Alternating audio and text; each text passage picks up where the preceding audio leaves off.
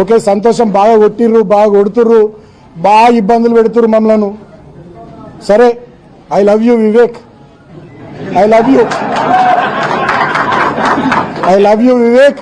చాలా ఇబ్బంది పెడుతున్నావు, సంతోషం, ఓకే, నో ప్రాబ్లం. సరే, కానీ ఏదేమైనా అంతిమంగా ఒక మాట మాత్రం నేను తెలియజేస్తా ఉన్నా, ఏది వట్టిగా పోదు, అన్ని ప్రజలు గమనిస్తూ ఉన్నారు. ఇవాళ మేమేందో మీరేందో ప్రజల ముందే అన్ని ప్రజాక్షేత్రంలో ఉన్నాయి.